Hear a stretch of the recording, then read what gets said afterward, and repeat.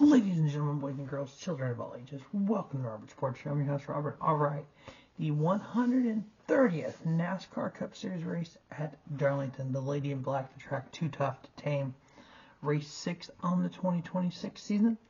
I am 2-3 on my Cup Series picks, 2-1 on the IndyCar Series picks, 2-2 with the Truck Series, and 5-1 with the just now got a win for the O'Reilly Auto Parts Series last night. So I'm 11-7 overall. So out of 112 races on the year between those four series, we are 18 races in. All right, the Goodyear 400. Not the Southern 500 by no means, but it is still a typical, just unique race at Darlington Raceway. 400 miles, so it's a little less than that Southern 500. 400.23 miles to be exact. 293 laps. 3 stages, 90, 95, and 108. One of the biggest things about Darlington has always been tires. Tires. This asphalt wears out tires. Now, qualifying has been a huge factor with Darlington here recently. The last 4 winners at Darlington, so 2024 and 2025, both races, the winner qualified second or third. Matter of fact, there's 2 of each. Two times the winner qualified second, 2 times third. Bubba Wallace qualified second, Chase Elliott qualified third. If you look at the last 8 races, so all the Gen 7 era 2022 through 2025, 6 of the 8 Gen 7 era winners qualified top 4. So that's Tyler Reddick, Bubba Wallace, Chase Elliott, Kyle Larson. Of those 8 races, 3 were won by Chevrolet, 2 by Ford, 2 by Toyota. The last 4 races, 2 Fords, 2 Toyotas. 2 Chevrolet. So yeah, the last 4 races, 2 won by Toyota, 2 won by Ford. Chevrolet hasn't won since 2023. So since 14 of the last 20 winners qualified in the top 9. So of those 14 winners, of the 20 winners, 14 qualified in the top 9. Of the other 6, the worst was 2023 Kyle Larson qualified 18th in the fall. In the Gen 7 era, there's been, that's 8 races. 7 of the 8 races has had 7 to 9 caution flags. So you're probably going to have about, give or take, 8 to 10 cautions. You've got 10 sets of stickers Goodyear, your 1 qualifying scuff. We have 2 stage breaks. At stages of 90, 95, and 108, they're probably going to split the stages in half like they did last year.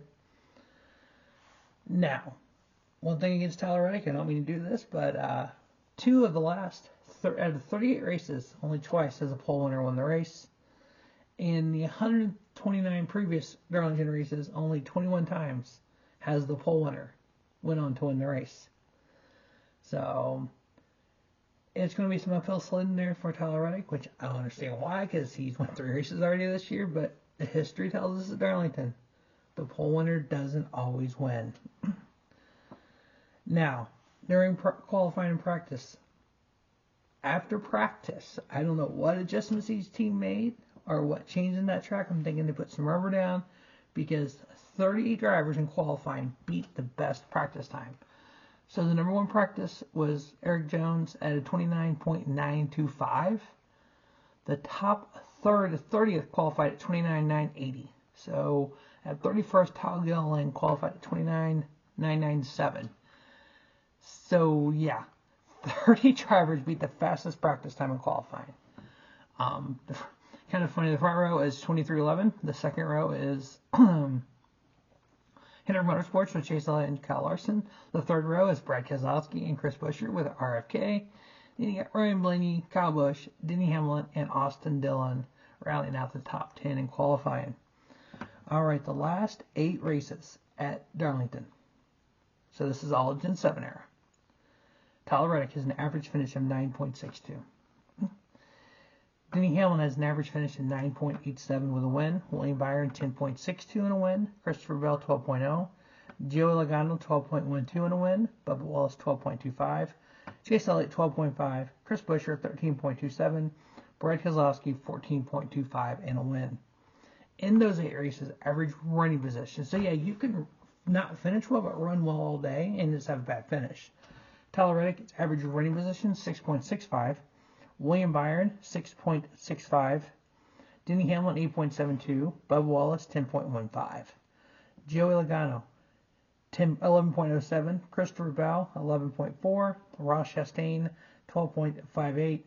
Ross wasn't up there in the average finishing position, but he's up there in the average running position. Ty Gibbs 12.91. Kyle Busch 13.52. Now, just the last 4. We're going to break this down between 8, 4, and 2. We're going to look at the last 2 in just a moment. We're going to look at the last 4 because a lot changed from 2024 and 2025. If you think about it, 2022 and 23, people are still learning this car, getting used to it. We needed to go to repeat times on both tracks. There's some tire changes during that as well. So the last 4 races, kind of a similar package, kind of similar, hey, we were used to it, we've done better. And there has been a change in that kind of who's up front in some of these races and who's not. The same way with the last 2 races, which was last year. So in the last 4 races, Denny Hamlin, average finish 4.75 and a win. Ross Chastain, average finish 8.5. The first 4 races, going to all 8, he really wasn't in the top 10. Now he's like second. Chase Briscoe, he's got 2 wins in the last 3 races. Average finish of 8.75 in the last 4. AJ Allmendinger, 11.5. Kyle Busch, 11.75. Tyler Reddick, Christopher Bell, Chase Elliott, each 12.0. And then Bubba Wallace, 12.5. I know there's a piece of the fan base out there that think that people just shove Bubba Wallace down your throat because of who he is. Well, him and his wife just had their second baby on Thursday. Congratulations to him. He won't miss a race. Thankfully, the baby watch for a week now. When I do these, I'm doing the top 9 of each category. So when I said last 8 races average finish, I did the top 9. Last 8 running positions, I did the top 9. The same way with the last 4 races, I did the top 9. So if you look at the average finish for the last 4 races, Bubba Wallace is 9th. That's the only reason he's mentioned. I don't mention people just to mention people, unless it's like SVG at a road course and we know how good he is, but there's a particular road course he's not good at. Then that's, I'm going to do the 9. Like, oh yeah, also this person should be good at road courses, but they're not good at this track. Other than that, I don't care who it is. There's 2 drivers that I don't like, and I've talked about it before. And I will put those on here if they're justified, and they are both actually on here.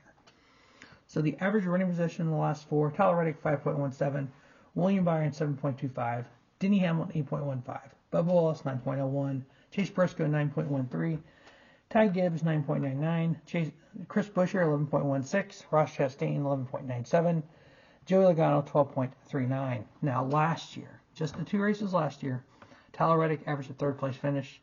Denny Hamlin 4.0 with a win. Chris Buescher 8.0. Ross Chastain 9.0. Kyle Busch 9.0. Eric Jones 10.0. AJ Allmendinger, Austin Cindric, William Byron each 11.0. Average running position last year, Tyler Reddick 5.77. So why is it such a surprise that Tyler Reddick is on the pole? He runs extremely well at Darlington. William Byron 8.02. Denny Hamlin 8.94. Ross Chastain 9.89. Bubba Wallace 9.92, Chase Briscoe 10.43, Chris Buescher 12.51, Joey Logano 12.61, and Ryan Blaney 12.93. Now, spiffy little shirt that Goodyear sent me. Tires this week. I know tires is not something I typically talk about a little bit. I know we talked earlier about how many sets they get. There's been a lot of information out there about tires here lately. Goodyear's put out. Got some notes here about that. But there's also this where the teams will not listen to Goodyear's tire recommendations. So for this race, the left sides are code 5284, which is the same tire that ran at Vegas, Charlotte, Michigan, Indy, and then Darlington last fall. The right side are code 5289. Those are the same tires that ran at Kansas and Las Vegas last week. These 2 codes together have never been run together. But the left side has been run at Darlington last year. The right side were ran at Vegas last week. Now, when Goodyear puts the recommendations out there for camber settings for air pressure, they recommend 18 pounds of air pressure on the left side tires. They recommend 40 on the right front, 30 on the right rear.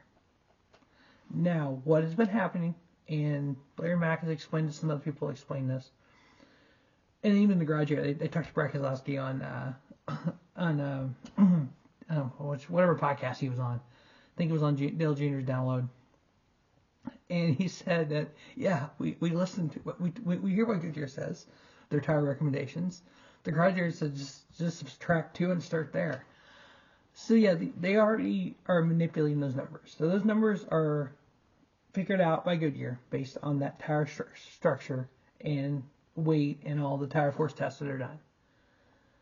When the teams decide to go lower than that, and again, Larry Mack has explained this on the broadcast, and some other people have explained this as well, that sidewall kind of goes like this, and it damages the cords in that sidewall. That's what causes the tire to fail later. When there are, quote, tire issues, that's not tire issues. That's a team not following the recommendations.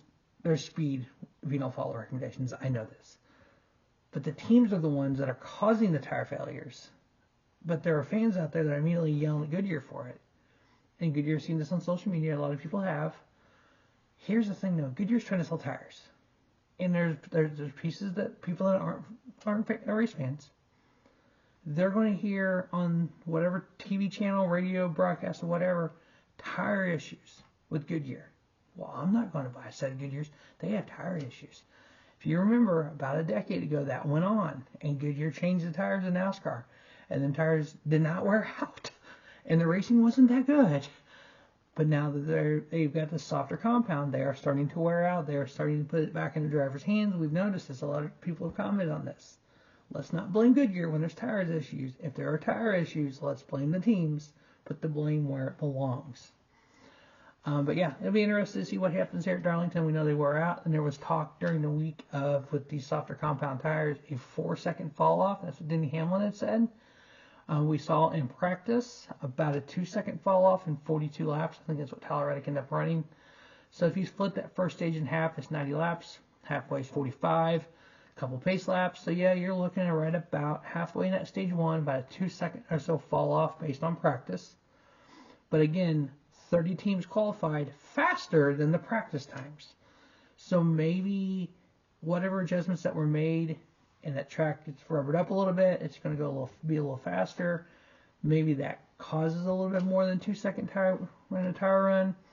We'll see what happens. But I'm expecting probably 2 to 3 seconds at the very most. It's probably right around 2, maybe a little bit better even. So tires will matter. We saw that in the O'Reilly Auto Parts Series race and the truck race. Late caution, 4 versus 2. I think that matters at Darlington. So we'll see what happens there. All right. Well, after 5 races, the points has been a big hot topic on TMV this week. People talking about points, and a lot of people think it's too early.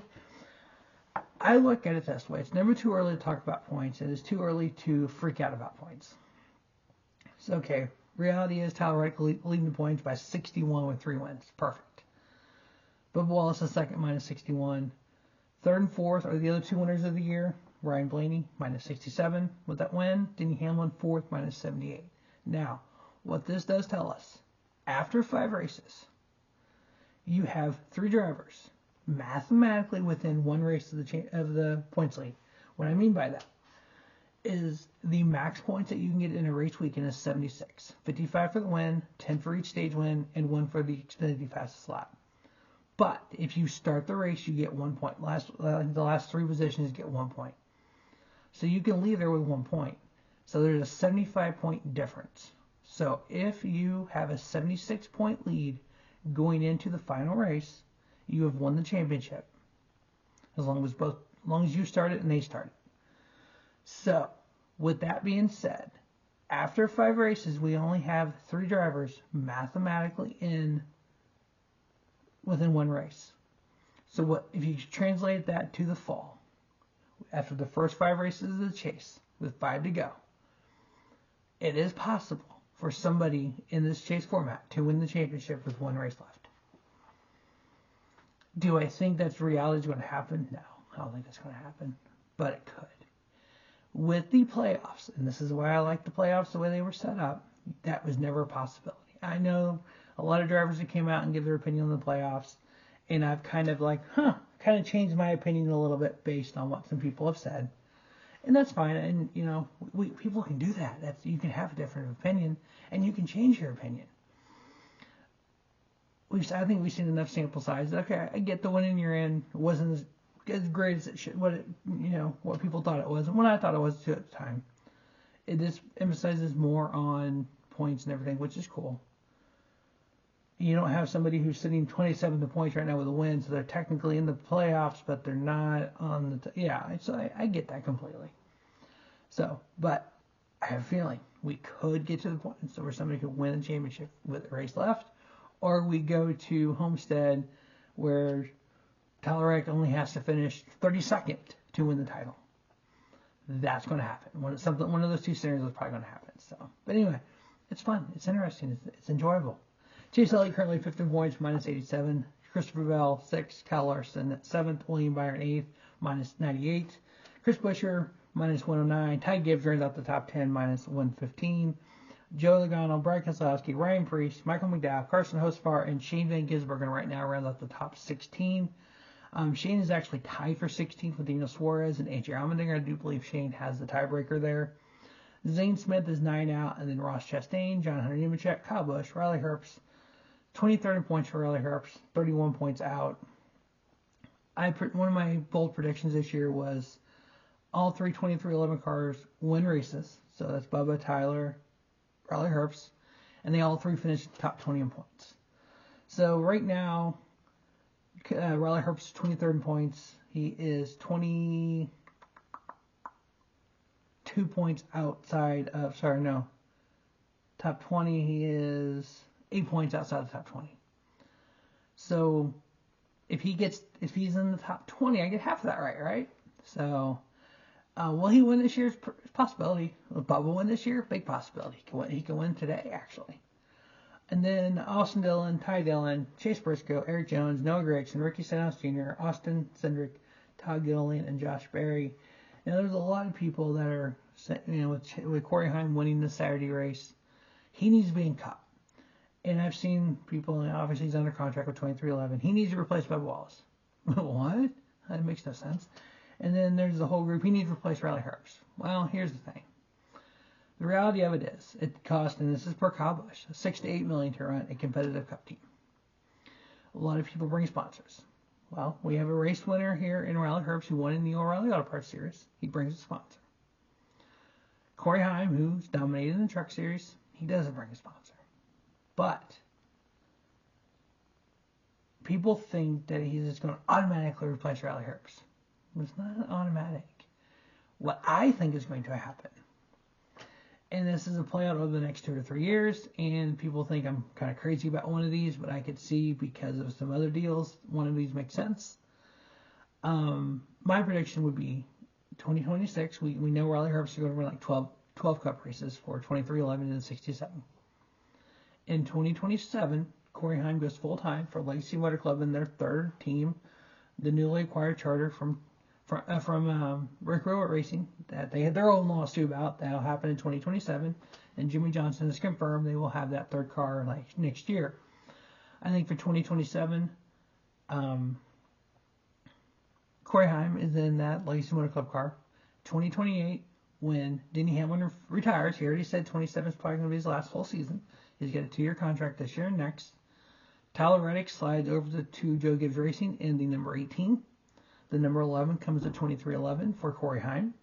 So 2311 would have Corey Heim, Bubba Wallace, and Riley Herbst. Obviously, full sponsor for Monster for Riley Herbst and other sponsors. Tyler Reddick goes over to Joe Gibbs Racing, makes them strong. They don't have anybody in the pipeline that's ready that quick, I don't believe. And then Jesse Love will be at Legacy Motor Club in their third car for 2028. That's my prediction. All right, NASCAR Fantasy Live, Tyler Reddick, Denny Hamlin, Chase Elliott. I know NASCAR Fantasy Live says, watch out for Chase Elliott, don't use him. I'm going on a limb here based on qualifying, based on how Hendrick Motorsports has ran at this track in the past. And in the last 8 races, Chase Elliott has averaged 12.5 at Darlington. The last 4, he's averaged 12.0. So Chase can get around this track. I'm confident in his ability. I'm confident where he qualified at. Kyle Larson's another one. Now, I originally had William Byron here and Chase Briscoe. So I'm going to see if I'm right by making those changes this morning. I put in Chase Elliott, Kyle Larson over Chase Briscoe and over William Byron, and then Bubba Wallace, and then I got Ty Gibbs in my garage pick. I just need to get him moved out of the garage before the end of stage 2 to make that work. The head-to-heads there in NASCAR Fantasy Live, I got Denny Hamlin over William Byron, Ross Chastain over Daniel Suarez, Chase Elliott over Christopher Bell, Brad Keselowski, and Ty Gibbs over Brad Keselowski. The 4 picks to win the Goodyear 400 at Darlington: Tyler Reddick, Kyle Larson, Denny Hamlin, and Chase Elliott. As always, thanks for watching the Rubber Sports Show, and don't just have a great day. Have a spiffy day. Rubber Sports Show, your YouTube leader, sports channel content.